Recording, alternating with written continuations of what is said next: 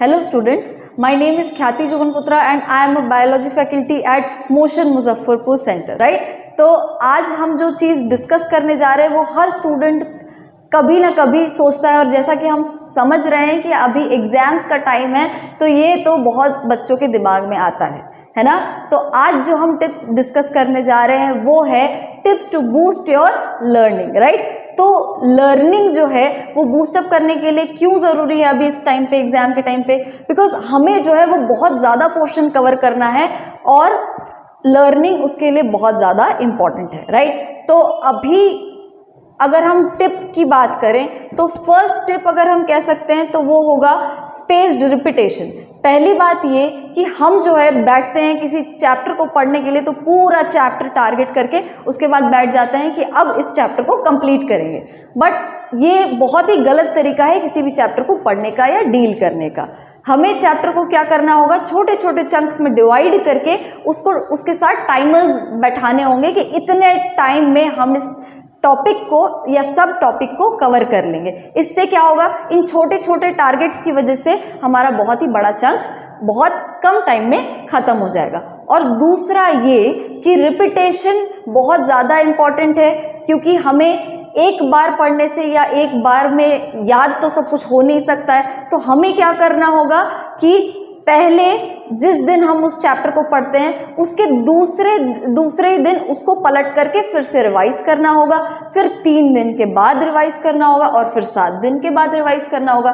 इससे क्या होगा कि वो चीज़ें हमें काफ़ी समय तक याद रहेगी, राइट। तो दूसरा टिप जो है आपके लिए वो है एक्टिव रिकॉल, है ना। एक्टिव रिकॉल यानी कि आपको बार बार उस चीज़ को रिवाइज करना होगा थ्रू प्रीवियस ईयर क्वेश्चंस, है ना, क्योंकि प्रीवियस ईयर क्वेश्चंस हर एग्जाम के लिए बहुत इंपॉर्टेंट होते हैं, बिकॉज आधे से ज़्यादा जो क्वेश्चंस रहते हैं वो घुमा फिरा करके इसी तरह से प्रीवियस ईयर को रिपीट किए जाते हैं, राइट। तो प्रीवियस ईयर क्वेश्चंस जो है, प्रीवियस ईयर क्वेश्चंस को प्रैक्टिस करना और टेस्ट सीरीज को बहुत ज़्यादा वेटेज देना, और साथ ही डिस्कशंस करना। डिस्कशंस किस तरह के डिस्कशंस, अपने दोस्तों के साथ उन चैप्टर्स को शॉर्टली डिस्कस करने से, या फिर अगर आपका कोई दोस्त ना हो ऐसा जिसके साथ आप इस तरह की स्टडीज कर सके तो खुद के साथ वो चीज़ें डिस्कस करें। क्यों खुद के साथ डिस्कस करें? खुद को वो चीज़ें समझाने से क्या होता है कि अपने आप को बहुत ज़्यादा आसानी से और चीज़ें समझ में आती है और डेप्थ बहुत अच्छा मिलता है, राइट। तो तीसरा जो टिप है वो है हमारा फोकस। और फोकस बढ़ाने के लिए क्या होगा, एक बहुत ही अच्छी टेक्निक आपके साथ डिस्कस करना चाहूँगी इस फोकस को बढ़ाने के लिए, जो है पोमोडोरो टेक्निक, राइट। और ये पोमोडोरो टेक्निक जो है वो जापानीज ने अपने लाइफ में उतारा था, और ये पोमोडोरो टेक्निक जो है वो ये कहती है कि अपने चंक को, अपने टाइमिंग को या अपने टास्क को हम 25-25 मिनट के सेशंस में बांट दें और बीच में 5-5 मिनट का ब्रेक ले लें।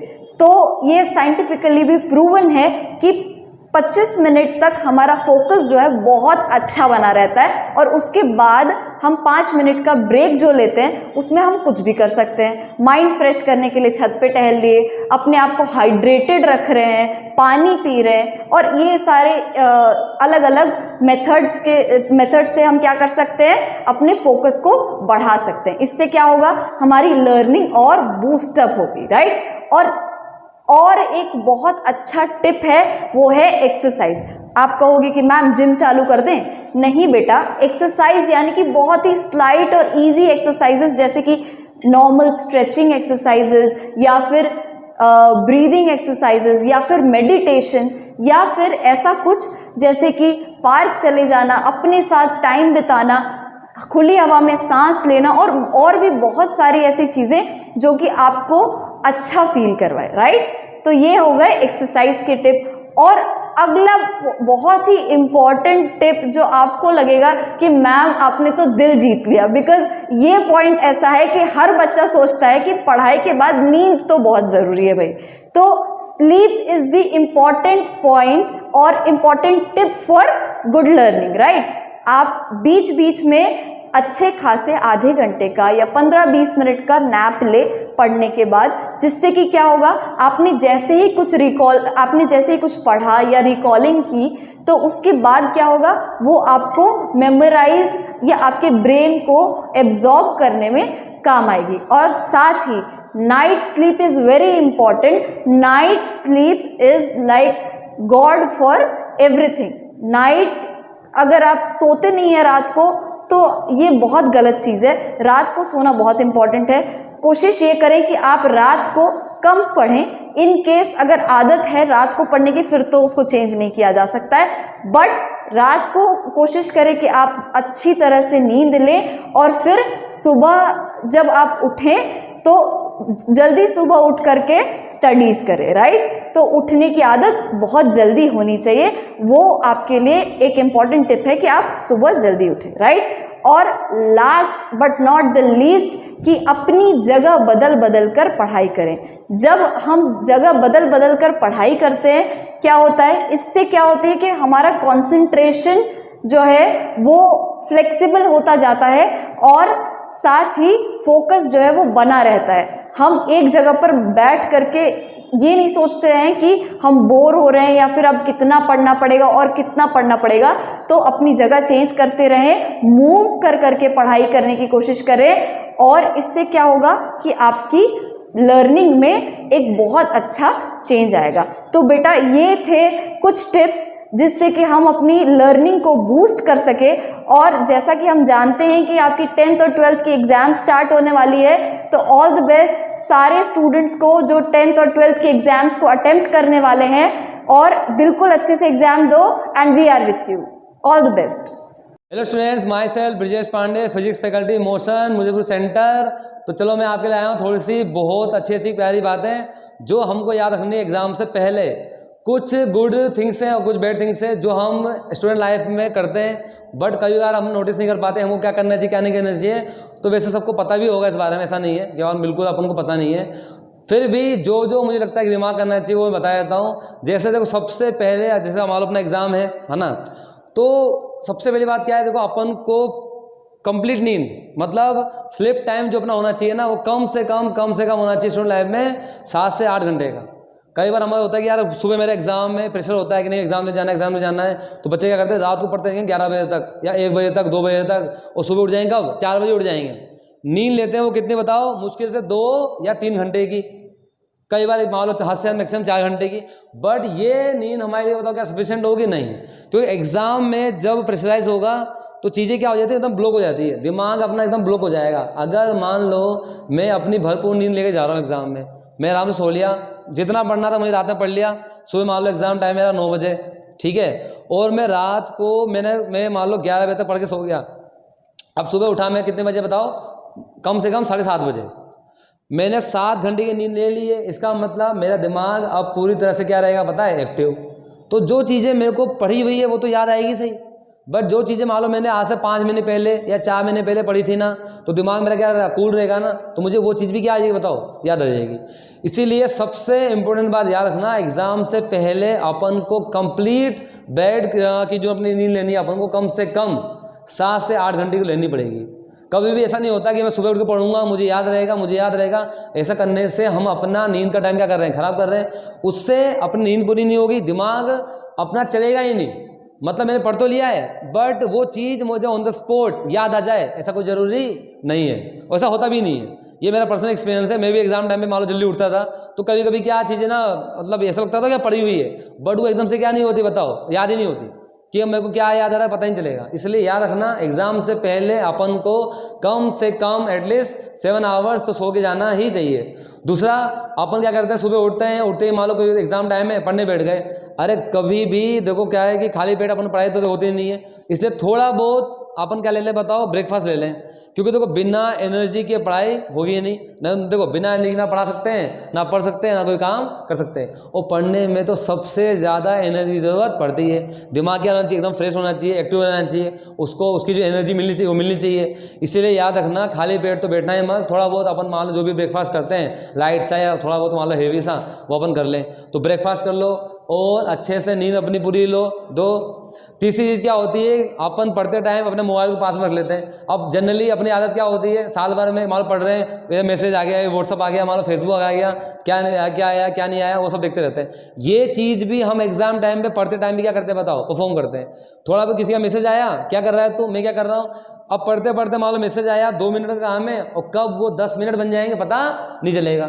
इसलिए याद रखना, जब भी हम एग्ज़ाम के लिए अपनी कर रहे हैं प्रिपरेशन, तो मोबाइल को स्विच ऑफ करके साइड में रख दो, क्योंकि एग्ज़ाम टाइम पे घर वाले तो घर पे ही हैं, तुम भी घर के सामने ही हो, वहीं पर ही हो, तो वो तो फ़ोन करेंगे नहीं, और किसी का फ़ोन आएगा तो हमारे लिए ज़रूरी नहीं होना चाहिए। क्योंकि एग्ज़ाम पहले स्टूडेंट लाइफ में सबसे पहली प्रायोरिटी किसको देनी है, अपन को एग्ज़ाम को। इसलिए मोबाइल स्विच ऑफ करके ही अपनी पढ़ाई करो।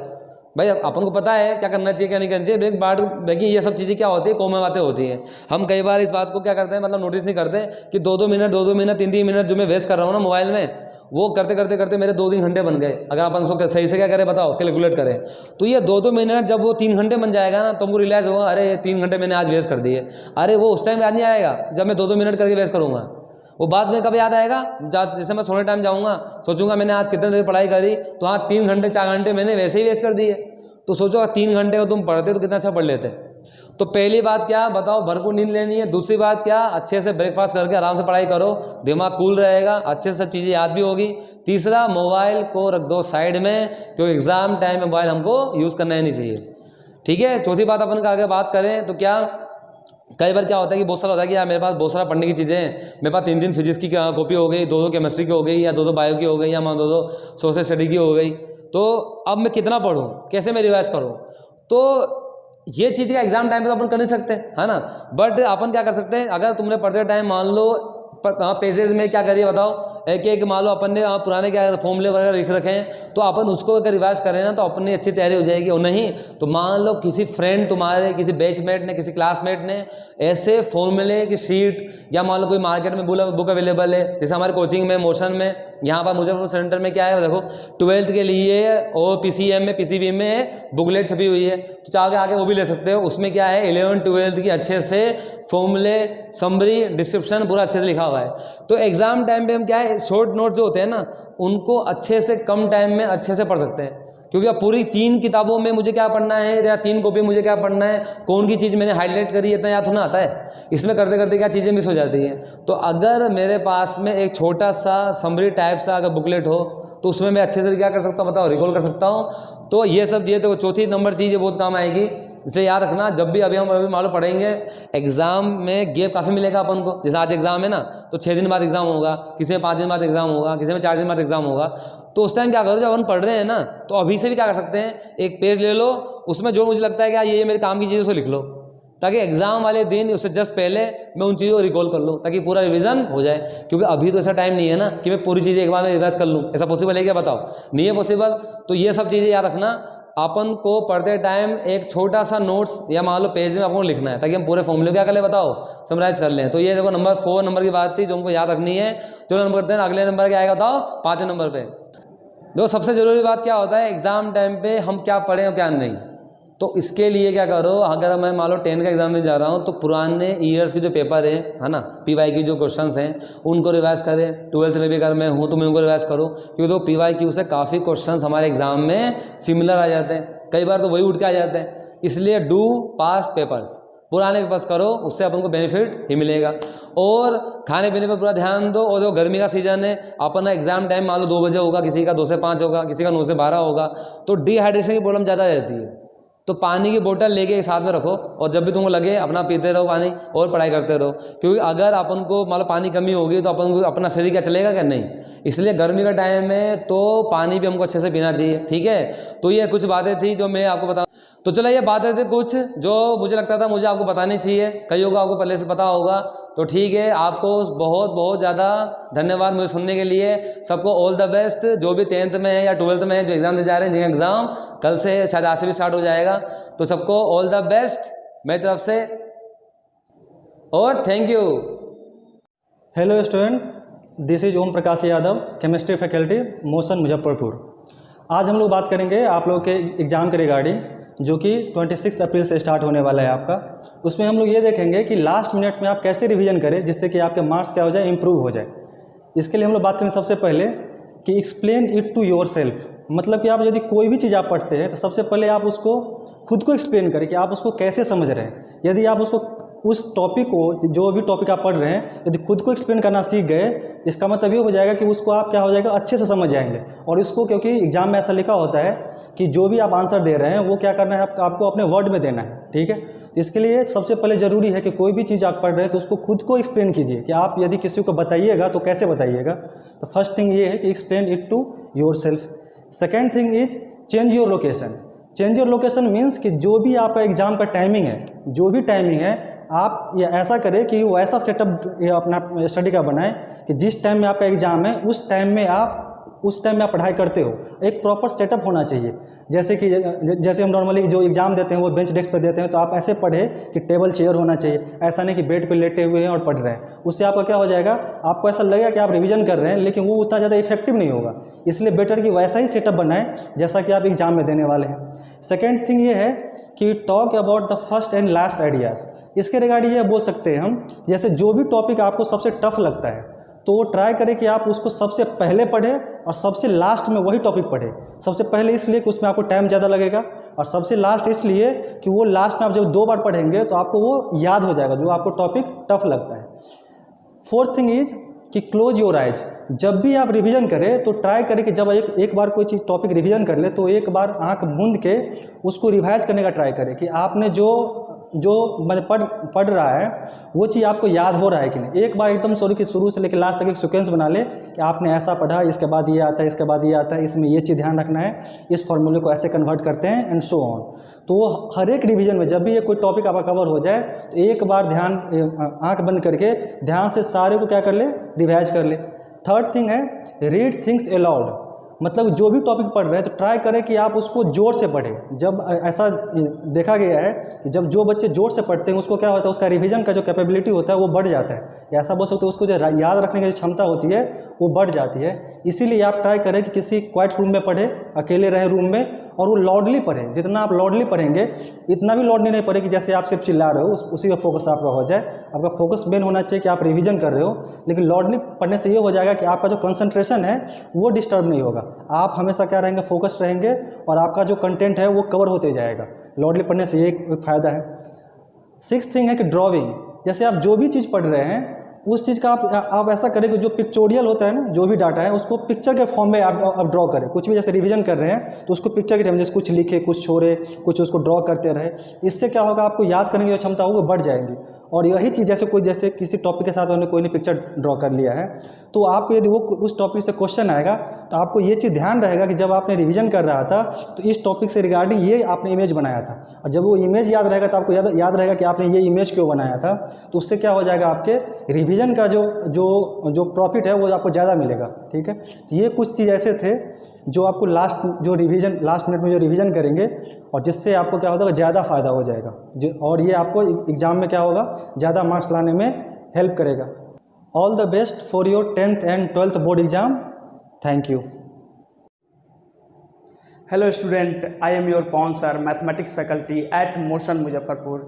आज मैं आपके एग्ज़ाम्स के बारे में बताने वाला हूं कि कैसे तैयारी करें, क्योंकि आप लोग का 10th क्लास का और 12th क्लास का एग्ज़ाम शुरू हो रहा है। आई थिंक 26 अप्रैल से स्टार्ट होने वाला है एग्ज़ाम। ठीक है, तो आज हम लोग देखेंगे एग्ज़ाम की प्रिपरेशन करने के कुछ टिप्स।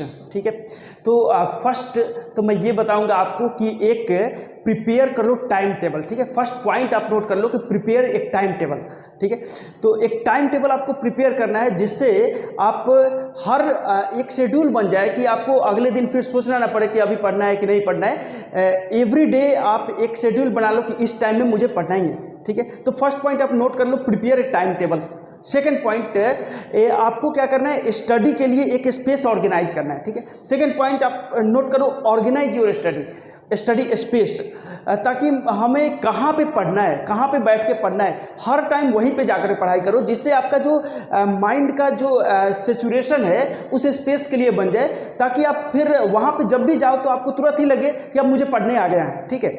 और थर्ड पॉइंट मैं ये बोलूँगा कि आप जो रिवीजन करना है वो रिवीजन करो मॉक टेस्ट, जो मॉक टेस्ट है आपके उससे रिवीजन करना शुरू करो, और आप टाइमिंग पे फोकस करो, जिससे कि आपको एग्जाम में बैठ करके आपको इतना टाइम में आपको क्वेश्चन को सॉल्व करना है तो कुछ मतलब इजी लगे, सिंपल लगे, ताकि आप आसानी से उस क्वेश्चन को सॉल्व कर पाओ, उतना टाइम में कवर कर पाओ एग्जाम को। ठीक है। फोर्थ पॉइंट मैं ये बताना चाहूँगा कि जो सब्जेक्ट आपका वीक है, give more time to that subject which are weak. तो जो सब्जेक्ट आपका वीक है उस पर ज़्यादा टाइम देना है। ठीक है। उसको आपको ज़्यादा फोकस देना है। ठीक है। और अपनी हेल्थ का भी ध्यान रखना है। तो फिफ्थ पॉइंट नोट करो कि अपने हेल्थ का फोकस रखना है, ताकि आप अच्छे से पढ़ाई कर सको। और मैं आप लोग को ये बोलूँगा कि अच्छे से प्रिपेयर करो, अच्छे से तैयारी करो, ताकि आपका एग्जाम बहुत अच्छा जाए। ठीक। Okay student, all the best for your 10th and 12th board exam. Thank you.